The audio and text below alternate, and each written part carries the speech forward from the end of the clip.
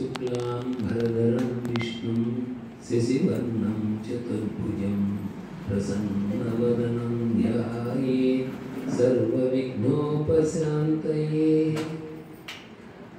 सच्चिदानन्दरूपाय विश्वमङ्गलहेतवे विश्वधर्मैकमूलाय परमेश्वर नमोऽस्तुते।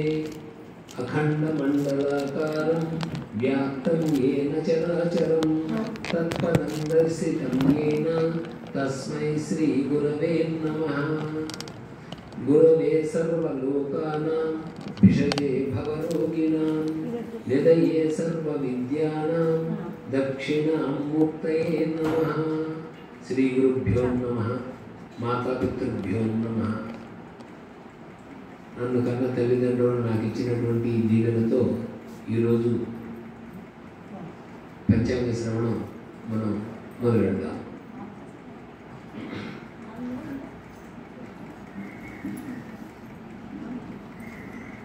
ఈరోజు అందరికీ కూడా శ్రీ విశ్వావసునామ సంవత్సర ఉగాది శుభాకాంక్షలు. ముందుగా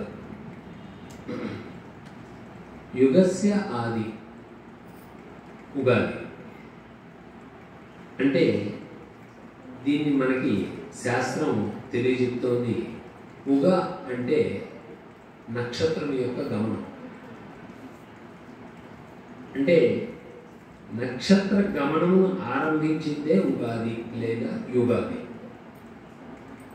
మరి ఈ పంచాంగ శ్రవణం అనేది దేనికి, అసలు కారణం ఏంటి, దీనివల్ల మనకు వచ్చేటటువంటి ఉపయోగం ఏంటి?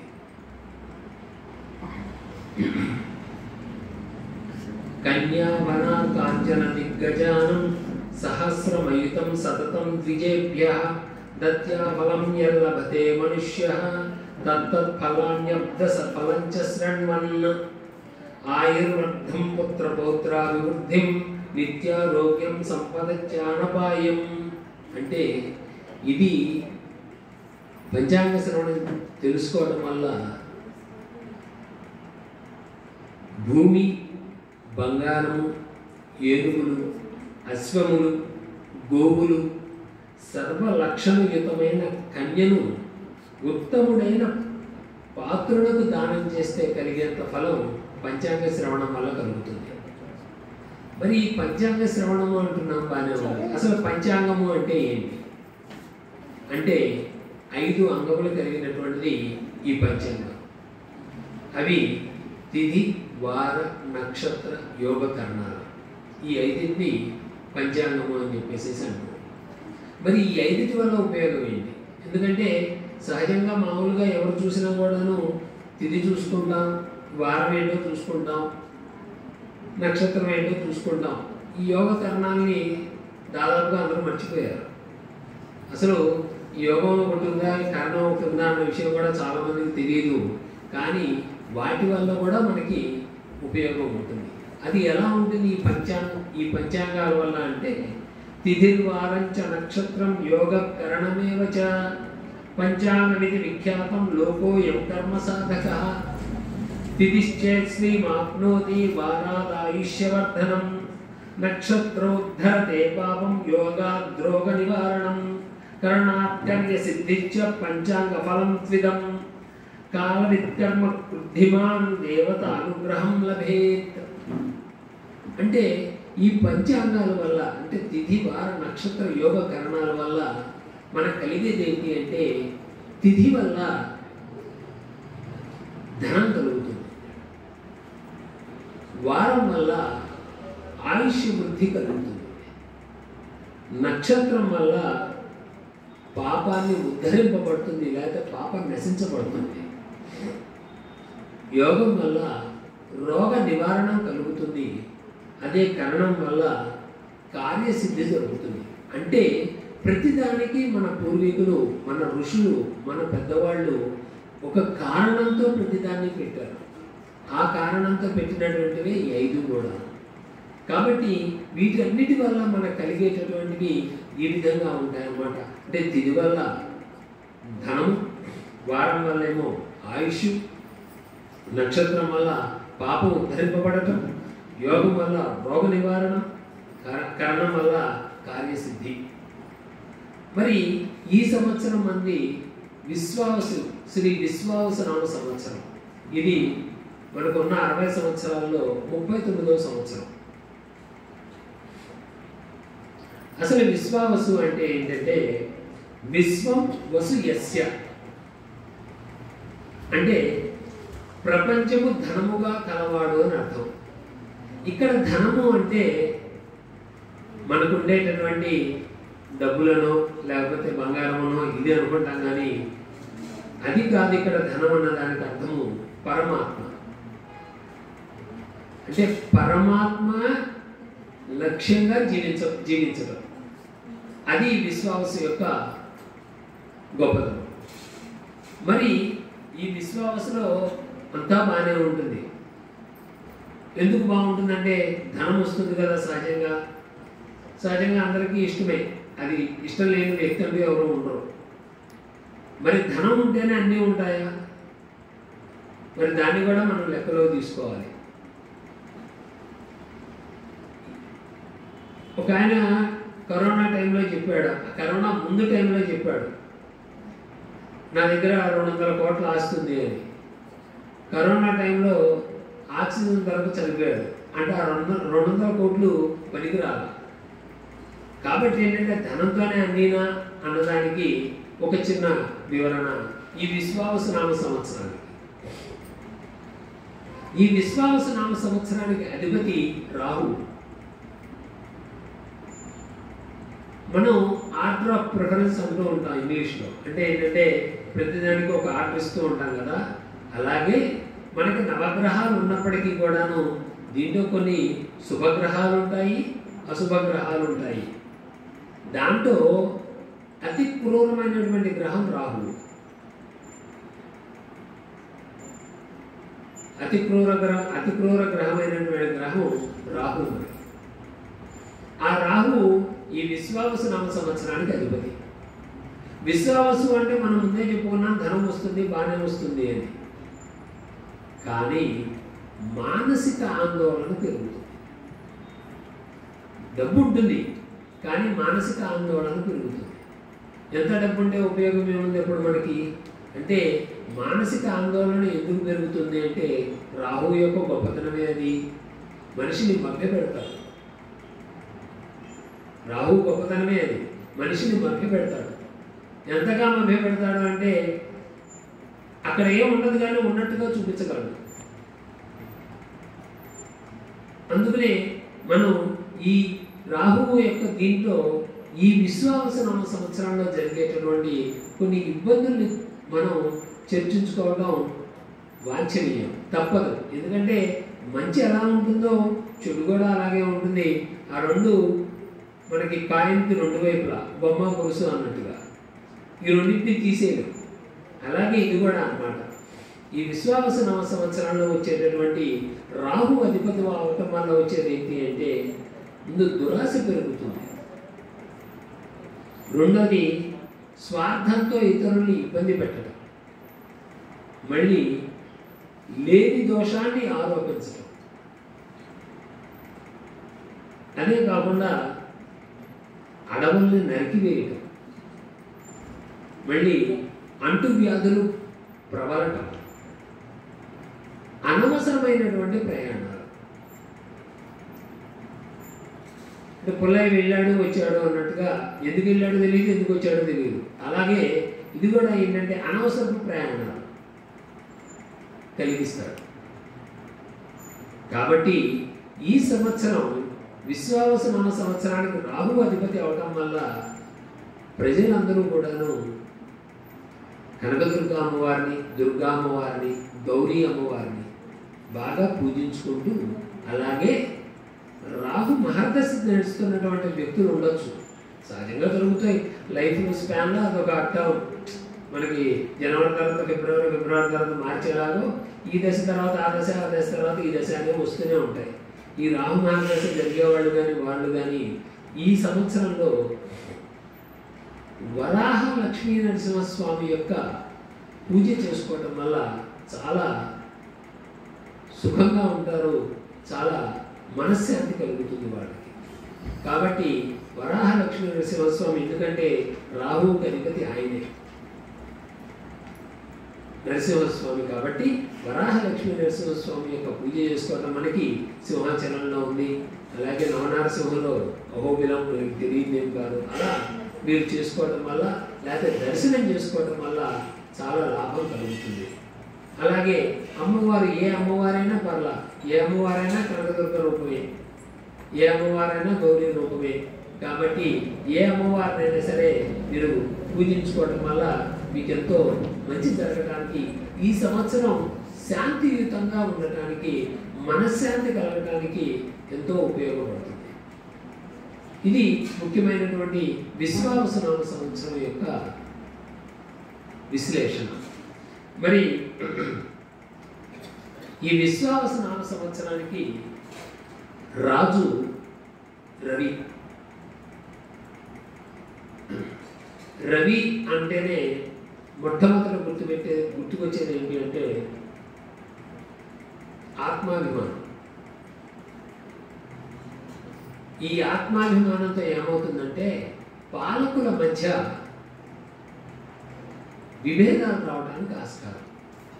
ఇక్కడ పాలకులు అంటే ఏముంది, మనకి మన దీంట్లో ఇదివరకు రోజుల్లో అంటే రాజులు, రాజ్యాలు. ఈ రోజుల్లో మనకి దేశం అంటే ప్రధానమంత్రి, రాష్ట్రం అంటే ముఖ్యమంత్రి. వీళ్ళకి కొన్ని అభిప్రాయ భేదాలు రావడానికి ఆస్కారం ఉంటుంది. దీని ఎందుకు అంటే ఆత్మాభిమానం.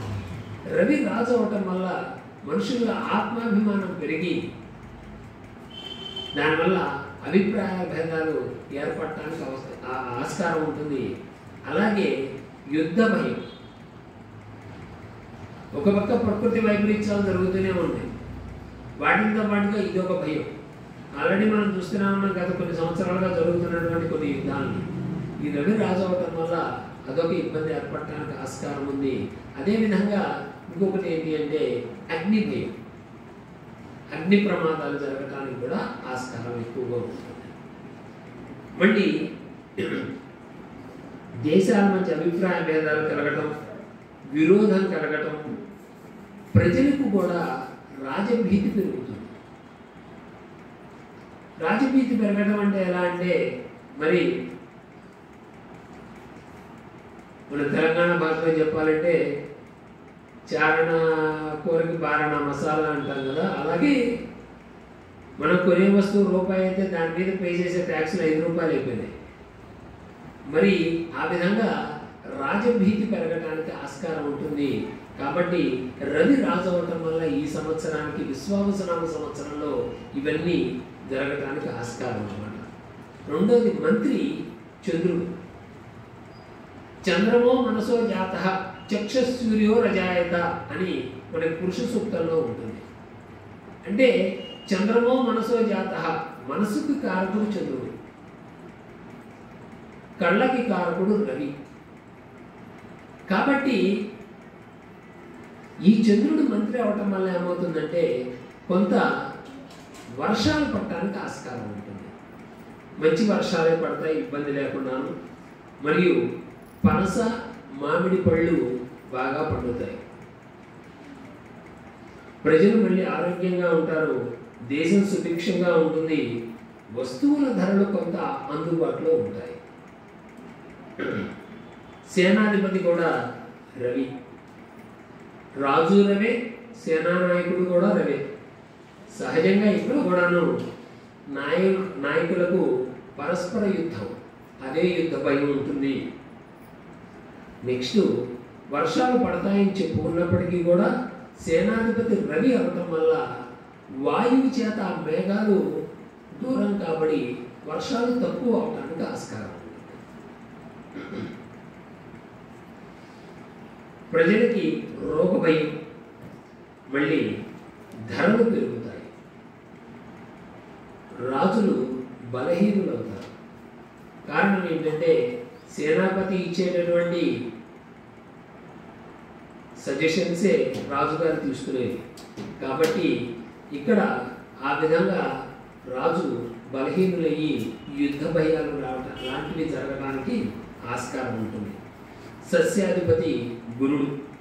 దీనివల్ల గోధుమలు, శనగలు చాలా బాగా పండుతాయి. మళ్ళీ ప్రభువులు న్యాయశీలురు అవుతారు. ఎందుకంటే ఇందాక మనం చెప్పుకున్నది అత్యంత క్రూర గ్రహం రాహు అయితే అత్యంత శుభగ్రహం గురుడు. ఈయన ఉండటం వల్ల పాలకులందరూ కూడాను న్యాయశీలంగా ఉండటానికి ఆస్కారం ఉంటుంది. ధాన్యాధిపతి కుజుడు. ఎర్రమట్టి నేలలో పండేటటువంటి పంటలు చాలా చక్కగా పండుతాయి.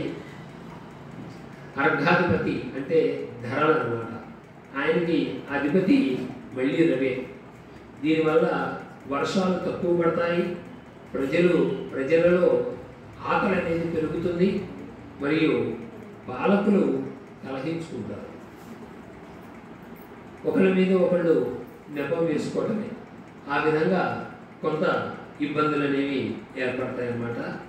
మేఘాధిపతి కూడా రవే. మళ్ళీ ఫలాలు ఇచ్చేటటువంటి పంటలు ఇచ్చేటటువంటివి కొద్దిగా తగ్గుతాయి.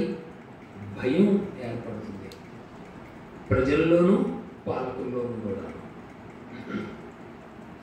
రసాధిపతి శని. నువ్వులు, మినువులు చక్కగా పండుతాయి. మళ్ళీ రసాలు ఇచ్చేటటువంటి జాతుల ఫలాలు కొంత నష్టం ఏర్పడటానికి ఆస్కారం ఉంటుంది. నీరసాధిపతి బుధుడు. ఈయన వల్ల మరకతం, మాణిక్యం, వజ్రం, నీలం, కళ్ళు ఇచ్చేటటువంటి చెట్లు, విప్ప చెట్లు బాగా అభివృద్ధి చెందుతాయి. ప్రజలు రోగపీడితులు అవుతారు. అద్దకం వస్త్రములు, శంఖములు, చందనము, సుగంధ ద్రవ్యాలు ధరలు కొంతవరకు తగ్గడానికి ఆస్కారం ఉంటుంది. ఈ సంవత్సరం నవనాయకులు అంటారు వీళ్ళని. ఈ నవనాయకులలో ఇచ్చేటటువంటి ఫలితాన్ని మనం పంచాంగ విశ్లేషణ ద్వారా తెలుసుకున్నాము. ఇప్పుడు గోచార రీత్యా రాశి ఫలాలు ఈ సంవత్సరానికి ఎలా ఉంటాయో ఒక్కసారి చూద్దాం. ప్రప్రథమ రాశి మేషరాశి. మేషరాశి అశ్విని 4 పాదాలు, భరణి 4 పాదాలు, కృత్తిక మొదటి పాదము. ఈ 9 మేషరాశిలోకి వస్తాయన్నమాట. ఈ మేషరాశి యొక్క ఫలితం ఎలా ఉంటుందంటే ఆదాయం 2 ఉంటే వ్యయం 14, రాజపూజ్యం 5 ఉంటే అవమానం 7. దీంట్లో చాలామంది ఏమనుకుంటారంటే ఏదో అయిపోతుంది, అదేదో మన మీమ్స్లో చూశానమాట, మేషరాశి వాళ్ళని ప్రభుత్వం వాళ్ళు ఆదుకోవాలని. ఎందుకంటే ఆదాయం 2 వ్యయం 14 కాబట్టి ఇక్కడ మనం ఆలోచించే విధానం చూసుకోవాలి. అది ముఖ్యమైనటువంటిది. వీరికి వ్యయం పెరుగుతోంది అంటే ఒకటే విషయం గుర్తుపెట్టుకోవాలి, ఆదాయం లేకుండా ఎవరు కూడా వ్యయం చేయరు కదా. వ్యయం పెరుగుతోందంటే ఆదాయం కూడా ఎక్కడి నుంచో వస్తుంది. కంగారు పడాల్సిందేం లేదు. మనం కంగారు పడిపోయి ఏదో జరిగిపోతుందని ఒక టెన్షన్ పెట్టేసుకుంటాం. టెన్షన్ ఎప్పుడు పనికిరాదు. ఎప్పుడు కూడాను జరిగేది చాలా జాగ్రత్తగా ఆలోచించుకుంటే ప్రతిదానికి ఒక సొల్యూషన్ చూసుకోవచ్చు. దాంట్లో ఎటువంటి డౌట్ పడక్కర్లా. ఇంకొకటి చెప్పదలుచుకున్నది ఏంటి అంటే ఈ రోజు నుంచి మరి మేషరాశి వారికి ఏలినాటి శని అనేది ప్రారంభమైంది. ఇది 7.5 సంవత్సరాలు ఉంటుంది.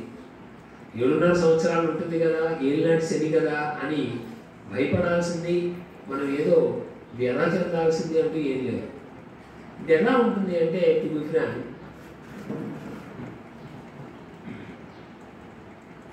మనం ఒక పని కోసం ఒక చోటకి పెడతాం. ఇదివరకు రోజుల్లో ఇలా వెళ్ళగానే అలా పని అయిపోయేది. అదే పనికి 4 సార్లు తిరిగామనుకోండి, ఒక రకమైన విసుగు వస్తుంది. శని చేసేది అదే, మన యొక్క సహనాన్ని పరీక్షిస్తాడు. అంతే తప్పించి ఏదో జరిగిపోతుందనే టెన్షన్ కాదు, మన సహనాన్ని పరీక్షిస్తాడు. అందుకనే ఆయన్ని పంగు శని అంటారు. పంగు అంటే అవిటి. అందుకనే ఆయన గమనం చాలా స్లోగా ఉంటుంది. ఆయన గమనం చాలా స్లోగా ఉంటుంది. అందుకనే ఆయన ఒక్కొక్క రాశిలో 2.5 సంవత్సరాలు ఉంటాడు. అత్యధికంగా ఉండేది ఆయనే, అన్నిటికంటే స్లోగా నడుస్తాడు. అందుకని కంగారు పడాల్సింది ఏం లేదు. ఏలినాటి శని కదా అంటే కొంత సహనం వహిస్తే, కొంత సహనాన్ని చూపిస్తే ప్రతి ప్రాబ్లంకి కూడా సొల్యూషన్ గ్యారంటీగా దొరుకుతుంది. దానివల్ల మనం ఏదో మనసులో శంక పెట్టుకుని అదేదో జరిగిపోతుంది, ఇదేదో జరిగిపోతుంది అని భయపడటం అనేది అన్నిటికంటే కష్టమైంది ఏంట్రా అంటే భయంలో ఉన్నామనే ఫీలింగ్ ముందు. అది తీసేస్తే ప్రతిదానికి సొల్యూషన్ దొరుకుతుంది.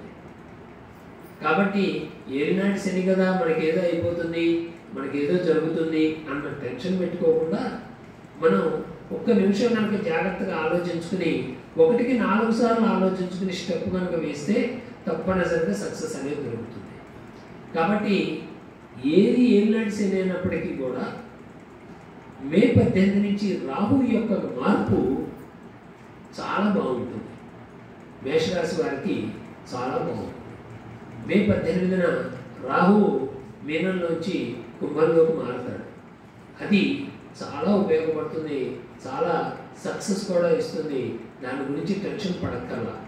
అప్పుడు ఏమవుతుందంటే ఈ ఏలినాటి శని, ఈ రాహు యొక్క గమనము 2 బ్యాలెన్స్ అవుతాయి.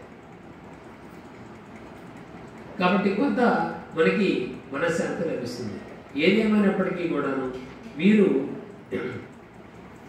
ఈ యొక్క మేషరాశి వారు సుందరాకాండ పారాయణం చేసుకుంటే చాలా మంచిది, ఎంత వీలైతే అంత. రెండవది వృషభ రాశి.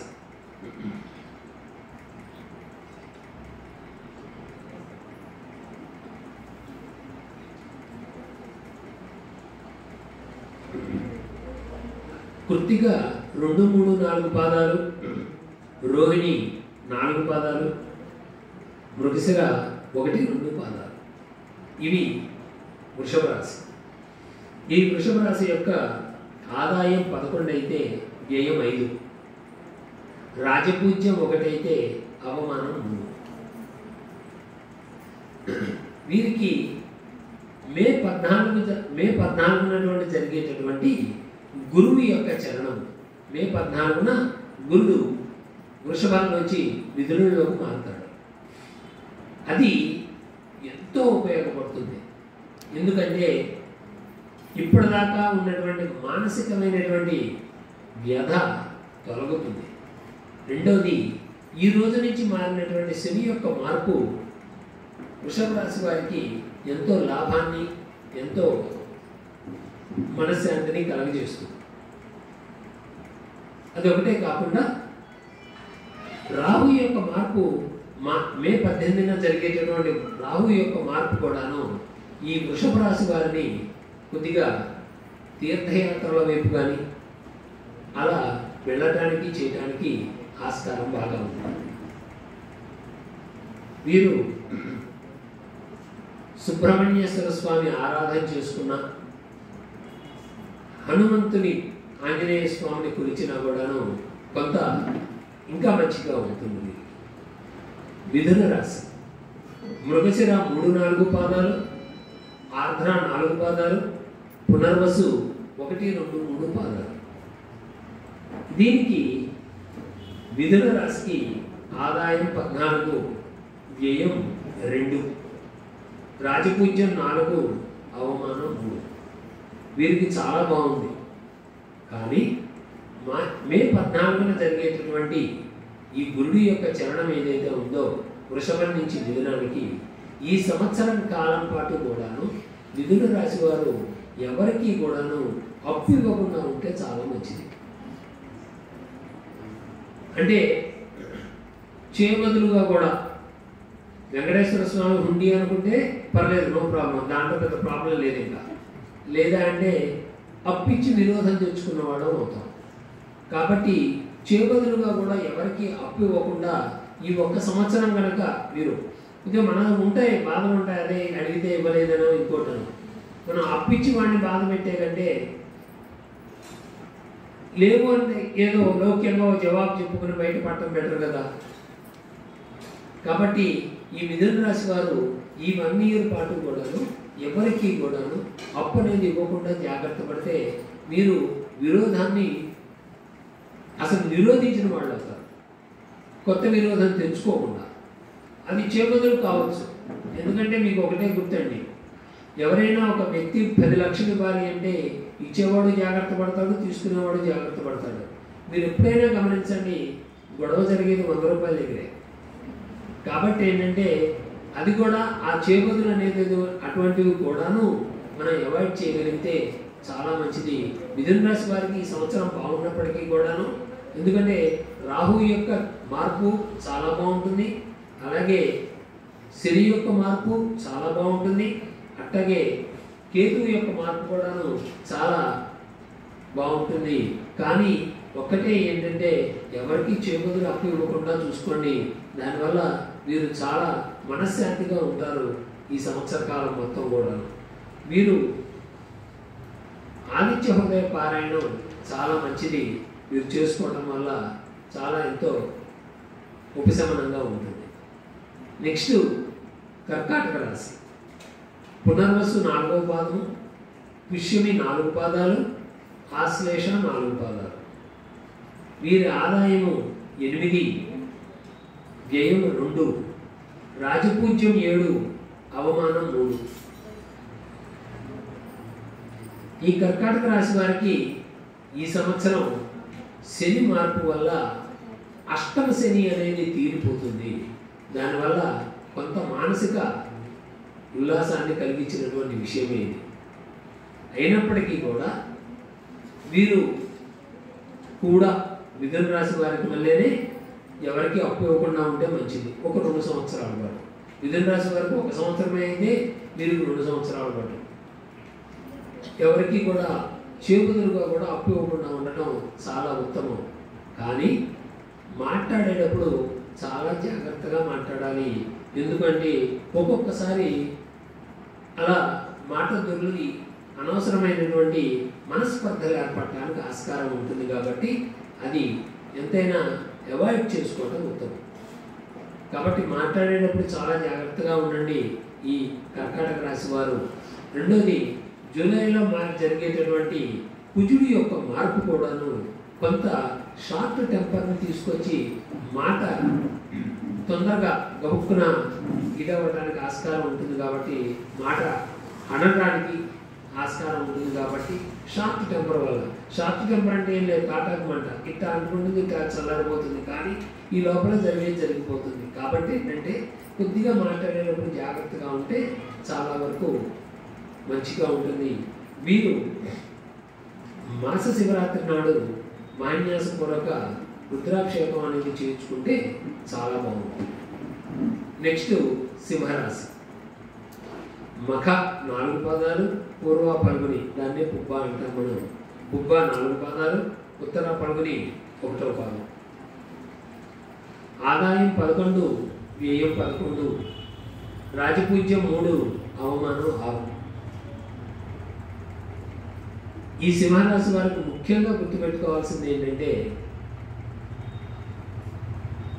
బండి నడిపేటప్పుడు కానీ కారు నడిపేటప్పుడు కానీ జాగ్రత్తగా ఉండండి. కొద్దిగా ఆ విషయంలో కొద్దిగా జాగ్రత్తగా ఉంటే సరిపోతుంది. ఎక్కువ ఫాస్ట్ వెళ్ళడం కానీ ఏదో పిల్లలు అనుకోండి, ఇంకా ఏదో కొద్దిగా రేసింగ్లని అట్లా ఇట్లా అంటూ ఉంటారు. కాబట్టి అటువంటి వాటిని కొంత తగ్గించుకుని కారు నడిపేటప్పుడు బైక్ నడిపేటప్పుడు కొద్దిగా జాగ్రత్తగా నడుపుకుంటే మంచిది. అదేవిధంగా వీరికి అష్టమ శని ప్రారంభమైంది ఈ రోజు నుంచి. ఈ అష్టమ శని ప్రభావం ఎంతో కొంత ఉంటుంది. కాబట్టి వ్యక్తులు కొంత నిమ్మలం పాటించడం చాలా మంచిది. అనవసరంగా గబుక్కన ఒక మాట అంటం కానీ అనిపించుకోవటం కానీ ఈ రెండూ కాకుండా జాగ్రత్త పడితే ఎంత హాయిగా జరిగిపోతుంది జీవితం. ఎటువంటి ఇబ్బంది ఉండదు. గురుడి యొక్క మార్పు ఏదైతే జరుగుతుందో మే 14వ తారీఖు, అది చాలా బాగుంటుంది వీరికి. కారణం ఏంటంటే లాభంలో పడినటువంటి గురుడు తప్పనిసరిగా పంచమ అష్టమాధిపతి అయినటువంటి గురుడు లాభంలో పడటం వల్ల అంటే చంద్రగ్రహ రీత్యా అంటే సింహరాశి రీత్యా చాలా మంచిగా ఉంటుంది. చక్కటి ఆర్థికపరమైనటువంటి లాభాలు జరుగుతాయి. కాబట్టి మీరు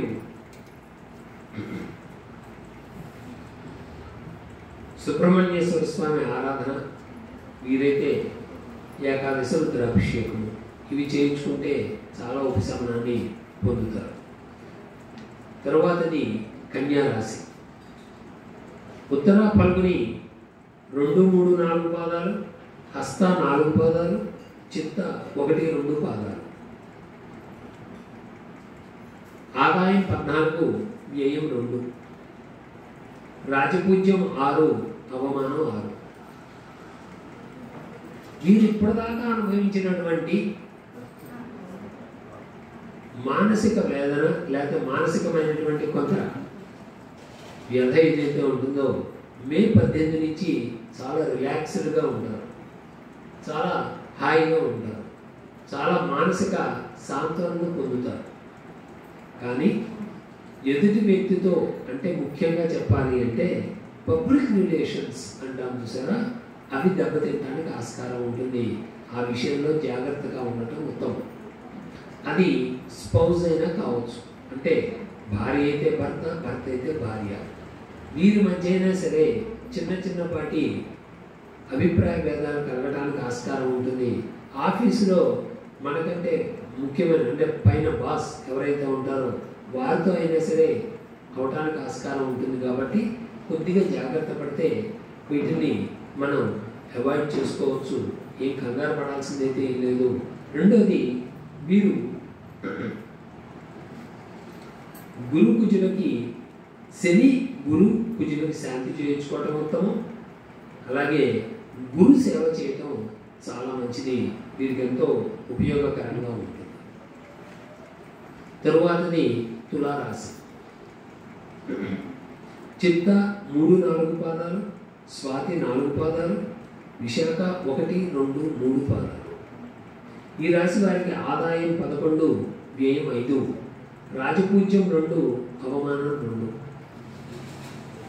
వీరికి ఈ రోజు నుంచి జరిగినటువంటి శని యొక్క చలనం ఏదైతే ఉందో అది ఈ రాశి వారికి ఎంతో గొప్పగా ఉంటుంది, చాలా బాగుంటుంది. ఇప్పటిదాకా మోసపోయినటువంటి దీన్ని వీరు దాని నుంచి బయటపడి కొంత లబ్ధి పొందడానికి ఆస్కారం ఉంటుంది. రెండవది, మార్చి 18 నుంచి జరిగేటటువంటి రాహుకేతువుల యొక్క మార్పు వీరికి ఆర్థిక పరంగాను, సామాజిక పరంగాను, చదువు స్టూడెంట్స్ అయితే చదువు పరంగాను అన్ని రకాలుగా కూడాను కొంత ఉత్తమంగా ఉంటుంది. వీరు అభివృద్ధి బాగా సాధిస్తారు, చాలా చక్కగా ఉంటుంది.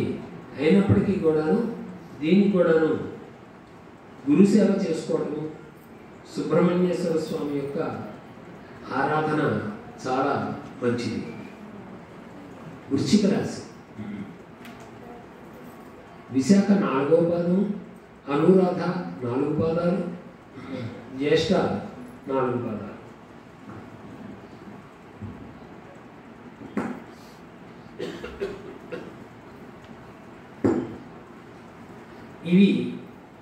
ఇది వృశ్చిక రాశి. వీరి ఆదాయం 2, వ్యయం 14, రాజపూజ్యం 5, అవమానం 2. వీరికి ఈ రోజు వరకు జరిగినటువంటి అర్ధాష్టమి శని యొక్క ప్రభావం తీరిపోతుంది. రాహుకేతువుల యొక్క ఏదైతే గమనం ఉందో మే 18వ తారీఖు అది ఎంతో ఉపయోగపడుతుంది. అయినప్పటికీ గృహ సౌఖ్యం కొద్దిగా తక్కువ ఉంటుంది, అది జాగ్రత్త పడటం ఉంటుంది. గురుడు యొక్క అష్టమంలో ఉన్నటువంటి ఇప్పటిదాకా ఉన్నటువంటి సప్తమంలో ఉన్నటువంటి గురుడు అష్టమంలోకి మారటం వల్ల పెద్దవాళ్ళు అనుకోండి వయసులో వారికి డయాబెటిక్ లాంటి ఇబ్బందులు రావటం, ఆడపిల్లలు కనుక అయితే గైనిక్ ప్రాబ్లం లాంటివి రావటం జరగడానికి ఆస్కారం ఉంటుంది. కాబట్టి జాగ్రత్త పడటం ఉత్తమం. వీరు మాస శివరాత్రి నాడు అభిషేకం చాలా ఉత్తమం. సుందరాకాండ పారాయణం కూడా చాలా లాభిస్తుంది. తరువాతది ధనురాశి. మూల 4 పాదాలు, పూర్వాషాఢ 4 పాదాలు, ఉత్తరాషాఢ 1వ పాదం. ఆదాయం 5, వ్యయం 5, రాజపూజ్యం 1, అవమానం 5. ఈ రాశి వారికి ఈ రోజు నుంచి అర్ధాష్టమ శని ప్రారంభమైంది. అదొకటే కాకుండా మే 18 నుంచి రాహు యొక్క మార్పు వీరిలో చాలా ఆర్థికపరమైనటువంటి బ్రహ్మాండంగా ఎదగడానికి ఎంతో ఉపయోగపడుతుంది. వీరు దాని మీద కాన్సన్ట్రేట్ చేస్తే బాగా సక్సెస్ అవుతారు. రాహు యొక్క మార్పు ధను రాశి వారికి చాలా గొప్ప యోగము. రాహు యొక్క మార్పు అలాగే చంద్ర లగ్నాధిపతి అయినటువంటి గురుడు సప్తమంలో ఉండటం వల్ల ఏమవుతుందంటే కొంత అసంబద్ధంగా లేదంటే సికిల్గా అంటే ఒక అభిప్రాయం మీద ఉండక నిమిషానికి మారేటట్టుగా ఉంటారు. కాబట్టి కొంత జాగ్రత్త తీసుకోవటం ఉత్తమం. వీరు కానీ శని ఉన్నప్పటికీ అర్ధాష్టమ శని జరుగుతున్నప్పటికీ ఏది జరిగినా కూడాను వీరికి రాహు యొక్క మార్పు చాలా గొప్ప ఫలితాన్ని ఇస్తుంది. ఎంత అర్ధాష్టమ శని అయినా కూడాను రాహుతో కంపేర్ చేస్తే ఆ రాహు ఇచ్చేటటువంటి యోగమే పెద్దది శని ఇచ్చేటటువంటి అర్ధాష్టమ శని కంటే కూడా. వీరికి సుబ్రహ్మణ్యేశ్వర స్వామి ఆరాధన చాలా ఉపయోగపడుతుంది. ముఖ్యంగా నెక్స్ట్ది మకర రాశి. ఉత్తరాషాఢ 2, 3, 4 నక్షత్రాలు, శ్రవణం 4 ఉత్తరాషాఢ 2, 3, 4 పాదాలు, శ్రవణం 4 పాదాలు, ధనిష్ట 1, 2 పాదాలు. వీరి ఆదాయం 8, వ్యయం 14, రాజపూజ్యం 4, వ్యయం 5. వీరికి గత 7.5 సంవత్సరాలుగా జరుగుతున్నటువంటి ఏలినాటి శని ఈ రోజుతో తీరిపోయింది. కానీ గురుడి రాహు కేతువుల యొక్క మార్పు సహజంగా కొంత మాట్లాడేటప్పుడు కానీ లేదా ఆర్థికపరమైనటువంటి విషయాల్లో కానీ కొద్దిగా జాగ్రత్తగా ఉంటే ఈ యొక్క దీన్ని మనం అవాయిడ్ చేయగలుగుతాము. ఎలా అంటే ప్రాబ్లం రాకుండా చూసుకోవడం, అంటే prevention is better than cure అన్నట్టుగా మనం ఆ జాగ్రత్తలు తీసుకోవడం వల్ల అక్కడ దాకా వెళ్ళక్కర్లా. కాబట్టి ఈ మకర రాశి వారికి ఈ మే 18 నుంచి జరిగేటటువంటి రాహు యొక్క గమనం లేకపోతే రాహు యొక్క మార్పు కొంత ఇబ్బందిని కలగజేస్తుంది. కాబట్టి ఆ విషయంలో కొద్దిగా జాగ్రత్తగా ఉండండి అంతే. కానీ ఏలినాటి శని తీరటం వల్ల మానసిక ప్రశాంతత ఏర్పడుతుంది వీరికి. అలాగే గురుడి యొక్క గమనం వల్ల కూడాను ఎంతో మంచిది. వీరు పుత్రుల ద్వారా ఏదో ఒక మంచి విషయాన్ని వినటానికి లేకపోతే సంతానం ద్వారా ఏదో ఒక మంచి విషయం వినటానికి ఆస్కారం కలుగుతుంది గురుడి యొక్క మార్పు వల్ల. వీరు గురు సేవ చేసుకోవడం చాలా మంచిది. అట్లాగే హనుమంతుడికి ఆంజనేయ స్వామి యొక్క పూజ లేదా ఆంజనేయ స్వామి ప్రదక్షిణలు చేసుకోవడం చాలా ఉపయోగపడుతుంది.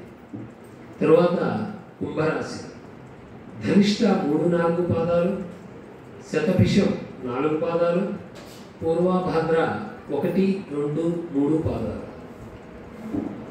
వీరి ఆదాయం 8, వ్యయం 14, రాజపూజ్యం 7, అవమానం 5. వీరికి ఈ రోజు వరకు లగ్నంలో అంటే కుంభంలోనే ఉన్నటువంటి శని మారి ద్వితీయంలోకి వెళ్ళాడు. దీనివల్ల కొంత మెంటల్ టెన్షన్ అయితే తగ్గుతుంది. కానీ లగ్నంలోకి రాహు మార్పు మాత్రం కొంత అనిశ్చిత పరిస్థితిని క్రియేట్ చేస్తుంది. వీరు యాక్సిడెంట్ ప్రోన్లో ఉంటారు కాబట్టి కేర్ఫుల్గా ఉండటం ఉత్తమం. కాబట్టి ఎక్కువగా స్పీడ్గా నడవటం కానీ లేదా కొద్దిగా బండి నడిపేటప్పుడు లేదా కారు నడిపేటప్పుడు జాగ్రత్తగా నడపడం ఎంతైనా ఉత్తమం. వీరికి సప్తశతి దేవీ సప్తశతి పారాయణం చేయించుకున్న గోసేవ చేసినా కూడాను చాలా వరకు ఈ దోషాలని నివృత్తి చేసుకోవచ్చు. ఇక చివరిది మీనరాశి. పూర్వభాద్ర 4వ పాదము, ఉత్తరాభాద్ర 4 పాదాలు, రేవతి 4 పాదాలు. వీరి ఆదాయం 5, వ్యయం 5, రాజపూజ్యం 3, అవమానం 1. వీరికి ఈ రోజు నుంచి లగ్నంలోకి అంటే మీనంలోకే శని మారాడు 1. కానీ మే 18 నుంచి మీనంలో ఉన్నటువంటి రాహువు కుంభంలోకి వస్తాడు. చాలా వరకు ఈ వ్యక్తులకి రిలాక్సేషన్, మానసిక ప్రశాంతత అనేది కొంత కనపడుతుంది. అదేవిధంగా గురుడి యొక్క మార్పు ఏదైతే ఉందో వృషభం నుంచి మిథునంలోకి, లగ్నాధిపతి అయినటువంటి మీనానికి చంద్రుడు మీనంలో ఉన్నప్పుడు చంద్ర రాశికి లగ్నాధిపతి గురుడు అవుతాడు. ఆ గురుడు 4లో ఉండటం వల్ల ఎంతో కొంత ఉపశమనం లభించడానికి ఆస్కారం ఉంటుంది. అలాగే మీరు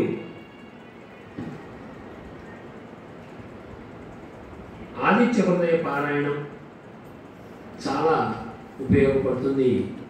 ఇవి ఈ 12 రాశుల యొక్క ఈ సంవత్సర ఫలితాలు.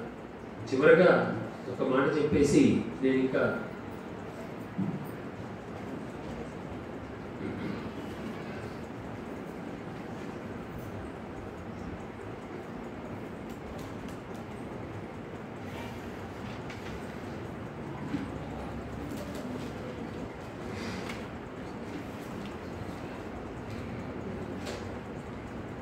భావి శుభంబులీయ మది బంగరు కోర్కెలు పల్లవింప, సంభావిత భావనా పటిమ భాసుర మొప్ప కవులను తింప, భూదేవి గారవింప నరుదించిన తోడనే క్రోధి గూర్చి, విశ్వావసు వత్సరాదిపుడు శాంతిని గూర్చి జనానికి ఎంతయం. క్రోధి అంటే కొంత క్రోధము కలిగినటువంటి సంవత్సరం వెళ్ళిపోయి ఈ విశ్వావసు నామ సంవత్సరం కొంత శాంతిని చేకూర్చాలని ఆ భగవంతుని మనసారా ప్రార్థిస్తూ ఓం పృథివీ శాంతి, అంతరిక్షం శాంతి, దిశా శాంతి, అంతర్దిశా శాంతి, అగ్నిశాంతి, వాయుశాంతి, ఆదిత్యశాంతి, చంద్రమా శాంతి, నక్షత్రాణి శాంతి, ఆపశాంతి, ఓషధయ శాంతి, వనస్పతయ శాంతి, గోశాంతి, అయాశాంతి, అశ్వశాంతి, పురుషశాంతి, బ్రహ్మశాంతి, బ్రాహ్మణ శాంతి, శాంతి రేవా శాంతి, శాంతి మే అస్తు శాంతి. ఓం పూర్ణమిదం పూర్ణాత్ పూర్ణముదచ్యతే పూర్ణస్య పూర్ణమాదాయ పూర్ణమేవావశిష్యతే. ఓం శాంతి శాంతి శాంతి. సర్వే జనాః సుఖినో భవంతు. సమస్త సన్మంగళాని. స్వస్తి.